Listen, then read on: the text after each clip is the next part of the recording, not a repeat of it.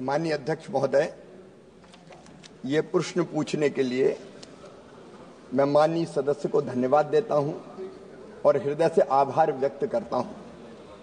Chemical fertiliser के अनियंत्रित और अधिक इस्तेमाल के कारण आज धरती की उर्वरा क्षमता कम हो रही है, जैविक कार्बन घट रहा है, मित्र कीट मारे जा रहे हैं, जल धारण की क्षमता घटती जा रही है। प्रधानमंत्री नरेंद्र मोदी विजनरी है, वो केवल आज का नहीं सोचते, आने वाली पीढ़ियों को भी बेहतर भविष्य कैसे दे सकते हैं इसका विचार भी करते हैं। और इसलिए माननीय अध्यक्ष महोदय, national mission on natural farming को 15 नवंबर 2024 को मंजूरी दी गई है।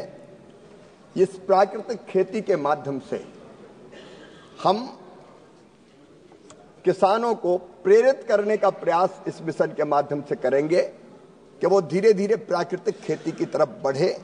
वो अपनी पूरी जमीन पर प्राकृतिक खेती एक साथ ना करे, लेकिन जमीन के एक हिस्से पर अगर 5 एकड़ है तो आधे एकड़ पर कर सकता है, 1 एकड़ पर कर सकता है, वो प्राकृतिक खेती प्रारंभ करे और उसके परिणामों के आधार पर बाकी किसान भी उससे सीखेंगे और आगे बढ़ेंगे।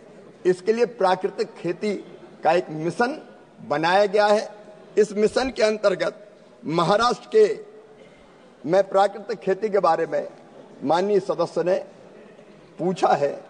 मैं एक तो महाराष्ट्र सरकार को बधाई देना चाहूंगा, वहां के मुख्यमंत्री और पूरी टीम को, कि प्राकृतिक खेती पर पहले से ही महाराष्ट्र काम कर रहा है, कुछ अन्य राज्य सरकारें भी काम कर रही है, लेकिन अभी प्राकृतिक खेती मिशन के अंतर्गत महाराष्ट्र को 1709 क्लस्टर का आवंटन किया गया है। 85,450 हेक्टेयर क्षेत्र में प्राकृतिक खेती वहां की जाएगी, जिसमें 2,13,000 किसान प्राकृतिक खेती की शुरुआत करेंगे।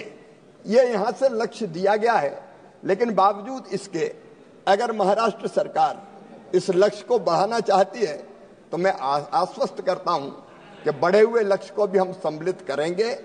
और अनेकों राज्य सरकारें अपने स्तर पर भी प्राकृतिक खेती को बढ़ावा देने का काम कर रही है। महाराष्ट्र अपनी योजना भी चाहे तो प्राकृतिक खेती के लिए लागू कर सकता है। सरकार हर संभव सहयोग करेगी।